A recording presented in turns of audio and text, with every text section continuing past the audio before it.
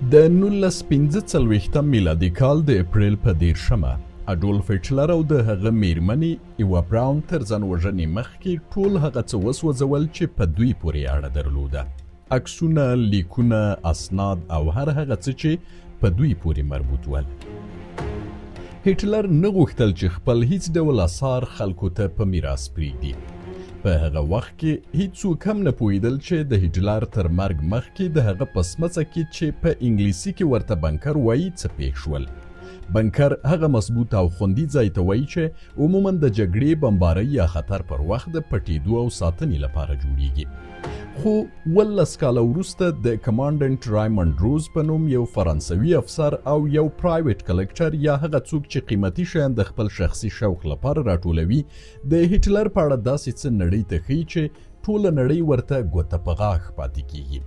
دا شخصي معلومات د هټلر د وروستیو شپو او ورځو او مهمو شیبو څخه پرده پورته کوي او ښیي چې نوموړي په څنګه وضعیت کې خپلې وروستۍ ورځې تېرې کړې دي. د بنکر ماحول څنګه و؟ داسې څه پېښ شول چې نوموړی یې ځان وژنې ته مجبور کړ؟ هغه تر مرګ یوازې 24 ساعته مخکې ولې واده وکړ؟ او ائتلافي ځواکونه د یوې پراخې اورلګېدنې وروسته د هټلر جسد له څه شي پېژني؟ په دې ویډیو کې له دې رازونو پرده پورته کوو.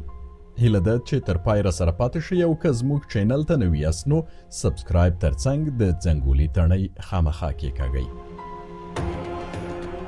په داسې حال کې چې ټولې نړۍ فکر کاوه د هټلر ټول رازونه له منځه تللي دي، ډایمونډ روز یو فرانسوي افسر د 1945 میلادي کال د نومبر میاشتې په 25مه د هغه سمڅې ته دننه کیږي.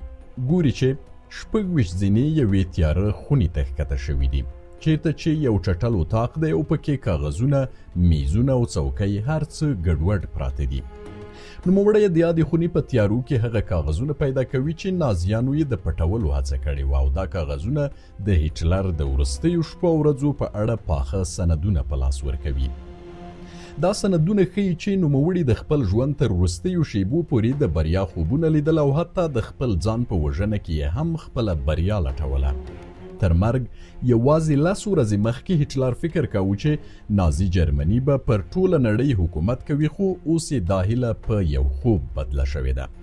نازي امپراتوري چې د نړۍ له تر ټولو پیاوړو امپراتوریو څخه یوه وه او له ټولې غربي نړۍ سره یې ښکر جنګول، اوس د پاشل کېدو په حال کې وه. برلین د تاریخ د تر ټولو خونړۍ جګړې په اور کې سوځېده. ښار چې یو وخت د نړۍ له ښکلو او پرمختللو ځایونو څخه و، اوس په کنډواله بدل شوی و. د ائتلافي ځواکونو هوایي بریدونه په پرله پسې ډول پر ښار روان و او د بمونو باران هره شیبه ودانۍ په څلو بدلولې. هماغه وخت د ائتلافي ځواکونو لښکرې یوازې شاوخوا 100 کیلومتره لرې د ښار دروازو ته رسېدلې وې او هره لحظه نږدې کېدې. د نازي امپراتورۍ وروستۍ شیبې روانې وې، خو هیڅوک نه پوهېږي چې د ځمکې لاندې سمڅه کې هټلر څه پلان درلود.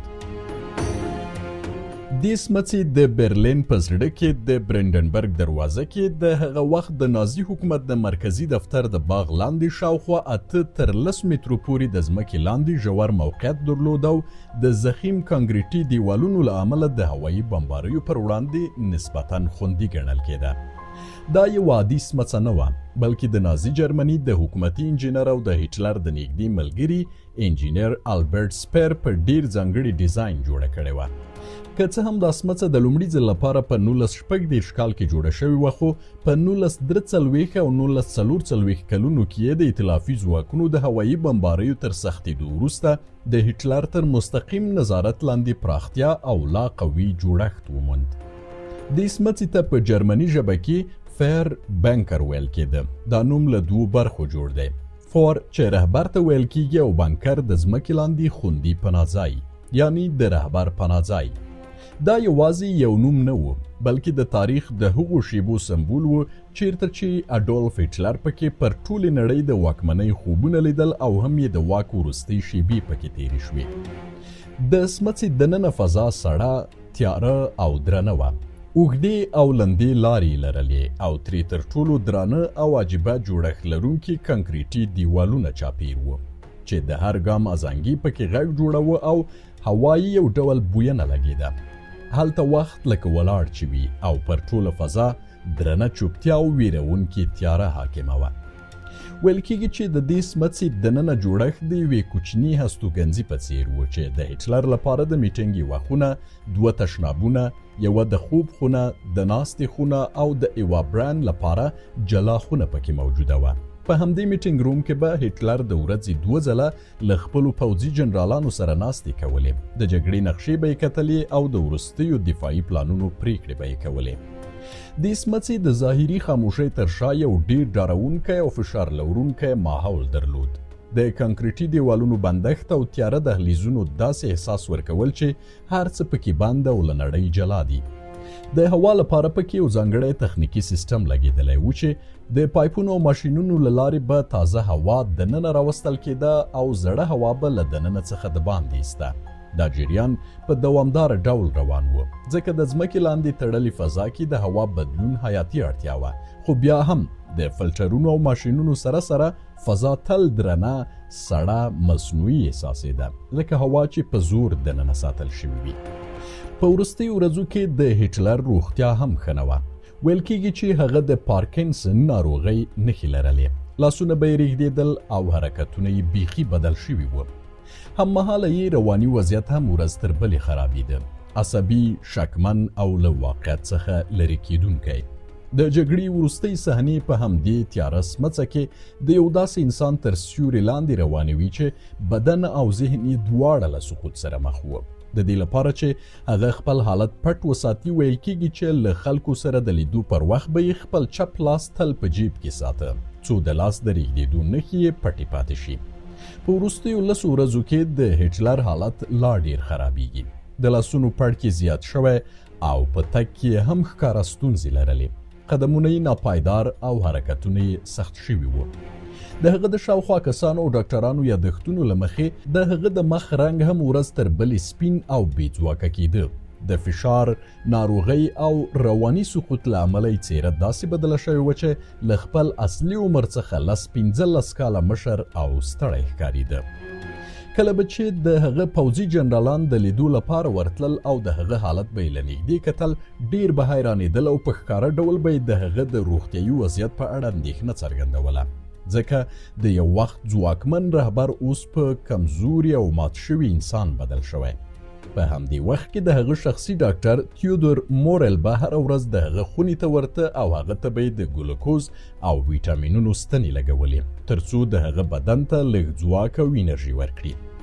د هغه د لاسونو رېږدېدل یوازې یوه طبیعي نښه نه وه، بلکې د جګړې د فشار، د ماتې له ویرې او دوامداره اضطراب تر سیوري لاندې د هغه د بدن هر حرکت د داخلي سقوط کیسه کوله، او همدا رېږدېدونکي لاسونه د هغه د ماتېدونکي مورال خاموش شاهدان وو. هغه به په همدې حالت کې هم هره ورځ له خپلو پوځي جنرالانو سره ناستې کولې. هغوی به د برلین د وروستي وضعیت راپور ورکاوه او دا خبرونه به هم ورته رارسېدل چې د جګړې لومړۍ کرښه ورځ تر بلې د برلین مرکز ته نږدې کېږي. دې پرلپسې بدو خبرونو د هغه پر روغتیایي حالت سربیره رواني فشار نور هم زیاتاوه او د هغه د ذهن دروند پیټه یې لا پسې سنګینه وه. هغه له وخته دا ستونزه لرله چې په چای ژر باور نشو کولی او د شک دغه طبیعت یې د وخت په تېرېدو نور هم ژور شوی و. په وروستیو شیبو کې د اندېښنه لا پسې قوي شوې وه چې هسې نه کوم نږدې کس یې دوکه کړي. په همدې فضا کې تاریخ په عجیبه ډول هماغه سناریو ته ورنږدې کېده چې نوموړی تر ټولو ډیر ترې ویرېده. هغه څه چې د له اوږدې مودې راهیسې په خپل ذهن کې د خطر په توګه انځور کړي وو، بالاخره د واقعیت په بڼه ورته راڅرګند شو. په هغو شپو او ورځو کې چې حتی له برلین څخه خلک په تېښته وو، ایوا براین یوازینی څوک و چې له هټلر سره پاتې وه. ایوا براین د هټلر نږدې ملګرې وه چې شاوخوا 15 کاله یې ورسره اړیکه لرله. د سقوط په هماغه تیاره فضا کې کله چې د نړۍ پام د نازي جرمني وروستیو شیبو ته و، ایوا براین د ځمکې لاندې په دې تړلې فضا کې د یو داسې انسان تر څنګ ولاړه وه چې ټول نظام یې د سقوط پر لور روان و. ویل کېږي چې ایوا براین یوه احساساتي، رومانټیکه او په خپل موقف کې نسبتاً ضدي نجلۍ وه. د هغې له پاتې شویو شخصي لیکونو او یادښتونو څخه چې خپلو ملګرو ته یې لیکلي دي څرګندیږي چې هغې له هټلر سره د ژور تړاو احساس درلود او تر ټولو لوی ارمان یې دا و چې د ژوند تر وروستۍ شېبې پورې د هغه تر څنګ پاتې شي، پرته له دې چې د بهرنۍ نړۍ فشارونه یا د جګړې حالت یې بیل کړي. د ځینو لیکونو او یادښتونو له مخې هغې حتی خپلو نږدې ملګرو ته هم لیکلي وو چې دا ځای ډېر ډارونکی او خطرناک دی، خو بیا هم هغه د خپل تصمیم په اړه خوشحاله ده، ځکه چې د هغې لپاره تر ټولو مهمه خبره دا وه چې له هټلر سره نږدې پاتې شي. د تاریخي اسنادو او د هغې د نږدې کسانو د یادښتونو له مخې ایوا براون د هټلر شخصي ژوند ته ډېر محدود لاسرسی درلود، خو بیا یې هم له هغه سره د اوږدې مودې اړیکه وساتله او د هغه د سختو منزوي او وروستیو شیبو وفاداره ملګرې پاتې شوه. په ځانګړي ډول د جګړې په وروستیو ورځو کې کله چې برلین سقوط ته نږدې و، هغې د ښار د پرېښودو پر ځای له هټلر سره په سمڅه کې پاتې کېدل غوره کړل، یو داسې تصمیم چې د هغې د احساساتي تړاو او وفادارۍ شدت څرګندوي.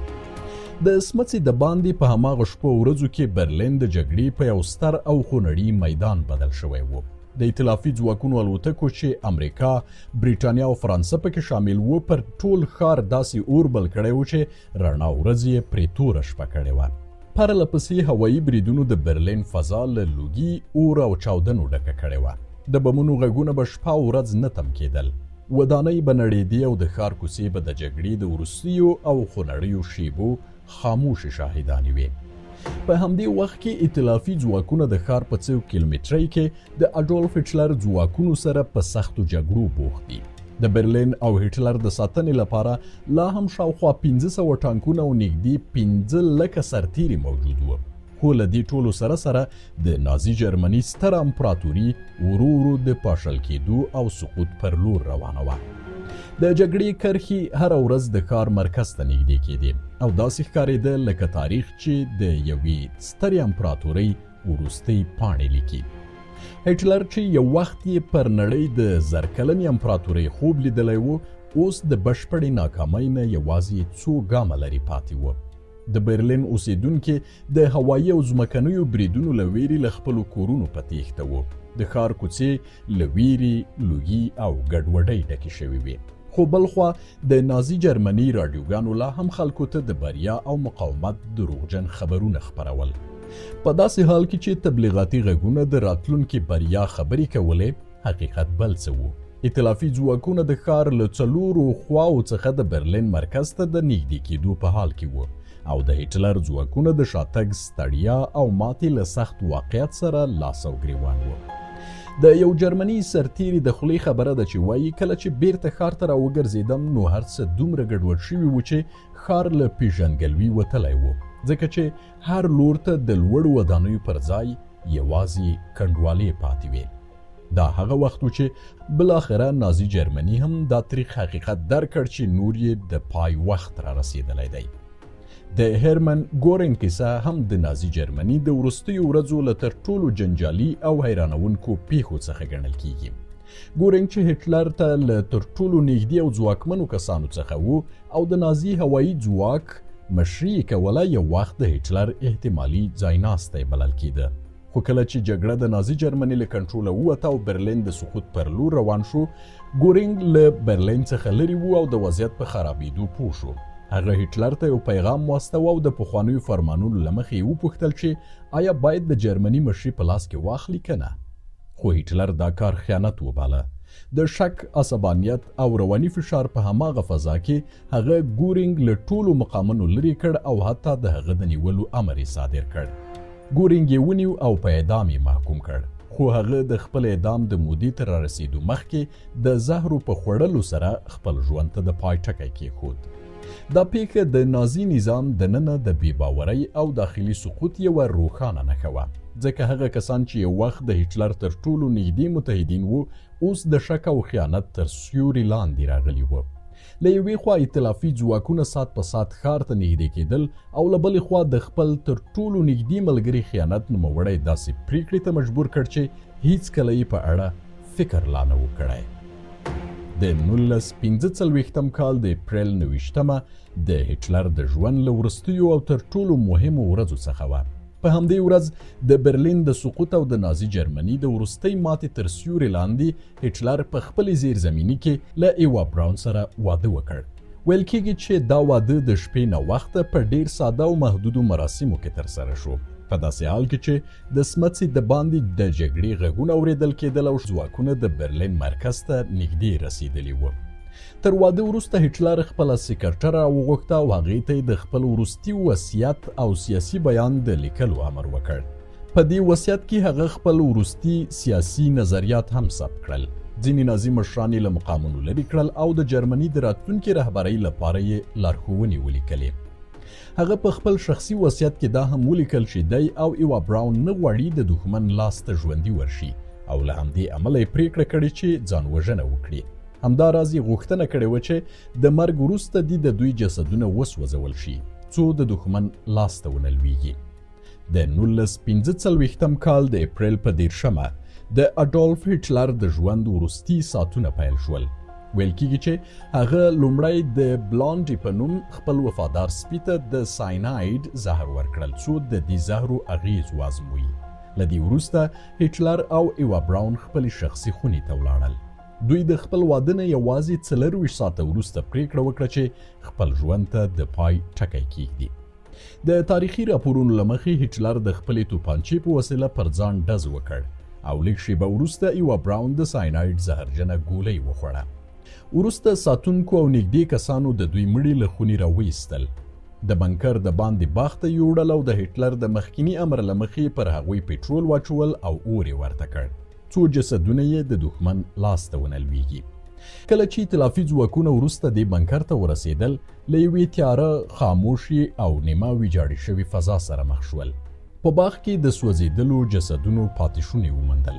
ویل کېږي چې د هټلر د سوځېدلي جسد پیژندنه وروسته تر هغه ممکنه شوه چې د هغه د ژامې او غاښونو پاتې شونې وموندل شول. د دغو پاتې شونو تر څېړنې او د غاښونو د طبي ریکارډونو له پرتله کولو وروسته دا پایله ترلاسه شوه چې سوځېدلی جسد د هټلر و. د بنکر دننه فضا په بشپړه خاموشۍ کې ډوبه شوې وه. په همدې تیاره او تړلي ځای کې د نازي جرمني د واکمنۍ تر ټولو وروستۍ او تر ټولو خونړۍ صحنه پای ته ورسېده.